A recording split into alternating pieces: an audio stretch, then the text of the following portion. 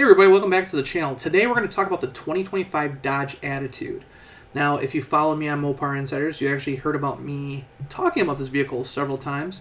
Here's an article I did about it. Not the first article, but one of the articles I did about it when it first reached dealers in Mexico. This is back in September 5th of 2024. And if you're not familiar with the Attitude for the last decade at least has been Dodge's entry-level vehicle, like a Sedan-wise, in the Mexican market. Before this car, there was a Hyundai version and a Mitsubishi version that were just basically rebadged versions of like the Accent and whatnot, and they were just really poorly done, but they were cheap and affordable to the point where they just slapped a Dodge badge on it. I mean, it wasn't even like an official Dodge badge. It was just like, here you go. And even in the early models, they'd even changed the badge. The Hyundai cars still had the Hyundai badge on them. So there really wasn't a whole lot done to those cars to make them in the Dodge lineup, like anything part of the portfolio. Fast forward to 2025, the whole image of the Attitude has changed.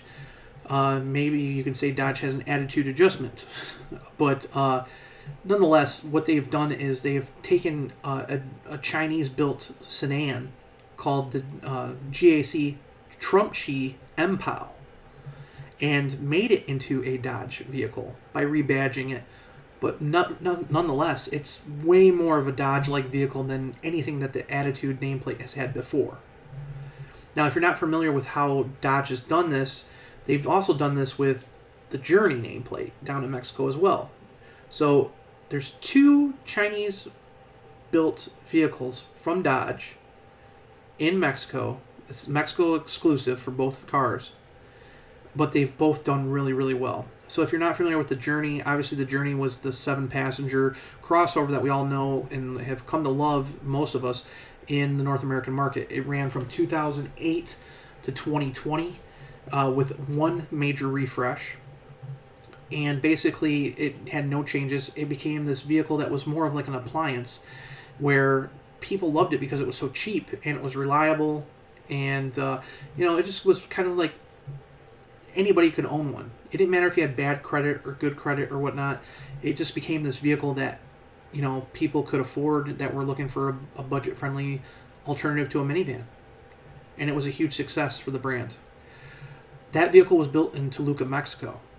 So down in Mexico, that vehicle was really popular because of the whole built in Mexico ordeal and stuff like that. But when they discontinued it, it left a big hole in the brand down there. And the problem is the Mexican market is obviously needs a lot cheaper vehicles than what we have here. So what they did was they went to China, to GAC, a company that Stellantis and FCA has done a lot of business with. GAC built Jeeps over in China for FCA. They built the Grand Commander. They built the Cherokee. They built the Renegade and the Compass over there as well. And it wasn't until recently that they actually had a good partnership with FCA/Stellantis. Now, what they've done is they took the Journey and brought the nameplate to a Trumpchi GS5 crossover. That was a 5-passenger crossover, and when they announced that in Mexico, it became a huge hit. It started out at $30,000 and topped out just before $40,000, I believe. Didn't have like all-wheel drive, but it had a ton of amenities, ton of features that you wouldn't get on most Mexican vehicles. It was very budget-friendly and became the best-selling Dodge vehicle in the market, Mexican market. So Dodge was thrilled with that success.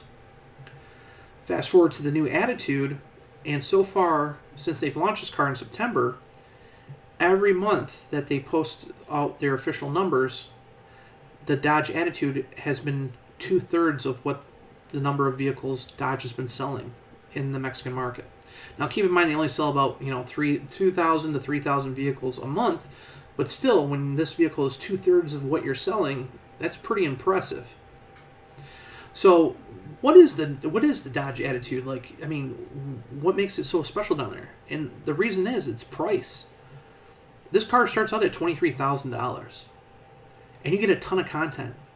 Stellantis here in the North American market, where the Jeep Compass Sport 4x4 is the cheapest vehicle in the marketplace. and that's the only vehicle that's under $30,000. It starts out at like $26,000, but the problem is you don't get any options on it. You get to choose like one of 4 colors. You can choose like if it gets all-weather mats or a graphics kit, and that's it. There's another Jeep Compass that sits technically under $30,000. However, if you include destination charges, it's over $30,000. So this is a market that like Stellantis isn't in anymore. Not just the car market, but anything under sub $30,000. It's a market that's very competitive right now. You have Chevrolet dominating with the new Trax. The $23,000 to $29,000 Chevy Trax that's front-wheel drive only, but it's a small crossover. Chevy can't keep enough of them on lots. People are buying them up like crazy. Ford has the Ford Maverick pickup. The little compact pickup starts out with front-wheel drive. It starts out about $23,000 to $24,000. Now, fully loaded with all-wheel drive, that thing can go up to $45,000, but it's still a bargain, and it still fits in most people's garages. So when you're a person that is really fixed on a tight budget and you need a really good car, Stellantis doesn't have really anything for you except for a stripped-down Compass. Unfortunately, when they did do sedans, the Dart and the Chrysler 200, both cars were successful at doing what they were supposed to do. The Dodge Dart had problems with build quality issues. Even in one article with Car and Driver, had the door handle falling off during a review. It really embarrassed the car, the whole premise of the car being an affordable, reliable Dodge, and it wasn't. But it was still a good car. It still looked edgy, looked important, still did what it was supposed to do. Dodge built that in record time because they needed a car that made a compliance of 40 miles per gallon in order for FCA or Fiat to obtain 10% of Chrysler stock from the U.S. government, and they did it with basically the Dodge Dart Aero, which added a 1.4 liter fire engine with a 6-speed manual transmission. Got it to 41 miles per gallon. That model was soon dropped after they got that because no one was buying that package. Then they went and they built the new Chrysler 200, the UF. And that was built at a redone Sterling Heights assembly plant. They totally upgraded the plant. Car was super successful in its first year. Super successful. The only problem was, why did it die off? Well, there was a couple reasons why. First of all, they built the car to be best in class everything. Power, capability, technology. And the problem is when you add all that stuff into the car, the price goes up because you got to pay all that stuff off. Unfortunately, where they were showing off really sexy models like the 200S and the 200C, nobody was buying those. Everybody was buying the budget-friendly touring model, the base model cars, the ones that were $23,000 plus. And unfortunately, they were losing money on that platform. Then they came out the very next year and announced that they were going away from sedans. They had spent over $1 billion on this program and $1 billion fixing up the Sterling Heights assembly plant, but they announced, hey, we're going to get rid of cars and we're going to focus on pickup trucks and SUVs because that's what's selling. So not only did they say, hey, we built this car, it's doing really good, but we're going to discontinue cars coming forward. So do people want to buy something that's being discontinued? No, they don't. So unfortunately, sales dropped off steadily. In that last year, it was only available for like a month. And the very last car to roll off the line, believe it or not, was a touring model, a base touring model.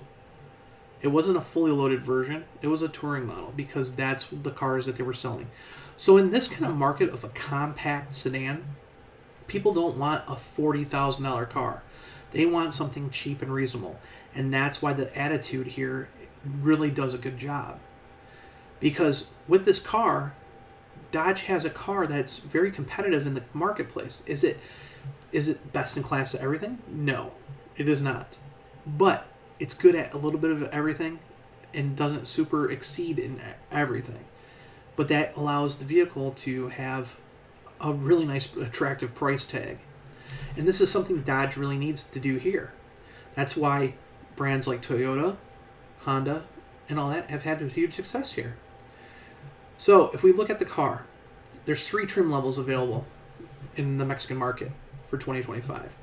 The first one's the Dodge Attitude SXT. Now, it's priced right around $23,480 US. So the SXT has the same engine as the rest of the trims. It's a 1.5 liter turbocharged 4-cylinder. It's paired to a 7-speed dual clutch automatic transmission. Offers, basically 174 horsepower-ish.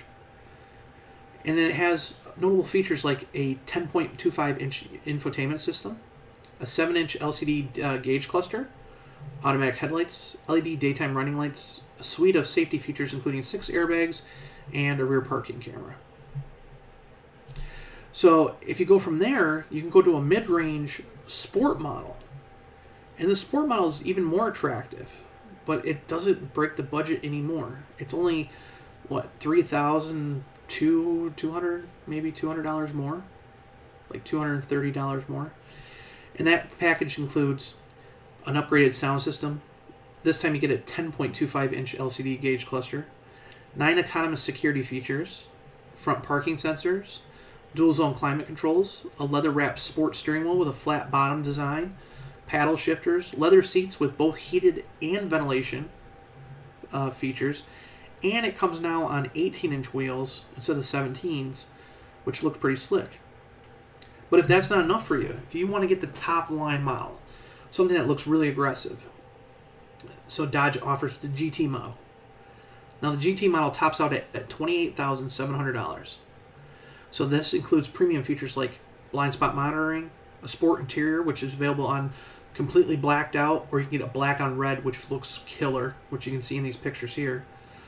Four-way lumbar support for the driver, a wireless phone charger, a rear sport spoiler, and it also comes with 18-inch wheels that are painted satin black, which look phenomenal.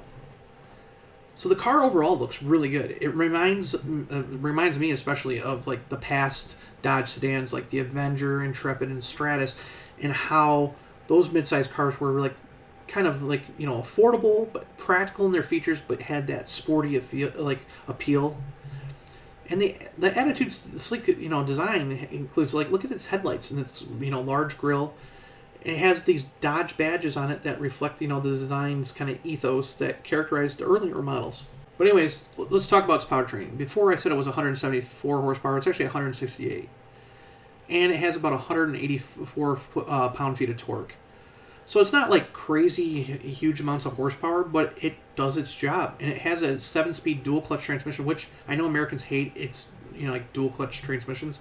But nonetheless, you could easily swap that out. But I'm saying if they built a car for the money here, like this kind of money, they wouldn't need a dual clutch transmission. They could, put something else in it. But the car looks good. It offers a well-priced, feature-rich compact sedan for the emerging markets. I think the car would be well suited to, meet the current demand for affordable cars here, and in the Canadian market as well. It doesn't look bad. They need something reasonably priced. Even Mopar has come out with a series of aftermarket parts for this thing. So it's not like it's totally, not available for the aftermarket. Like, you can get mats, you can get different wheels, you can get a whole bunch of different stuff through Mopar down in Mexico for this car. And Dodge realizes, hey, you get somebody that in this vehicle that's, make it affordable, and people will buy this thing and take and spend money on the aftermarket. And that's exactly what they're doing with this GT model. But the car looks good. I can't complain about how it looks. I think the interior looks really nice. Car looks like it's got tons of headroom. Nice spoiler in the back. Just very simple, but not too overly featured. So, what do you think? Do you think Dodge could release something like this here, built in America, or maybe even built in Canada? Even if it's built in Mexico, what do you think? Build it in Mexico, bring it here. That's something like $23,000 to $30,000. Would you be interested in a compact sedan for that kind of money? Let me know in the comments below. I'm always interested to hear.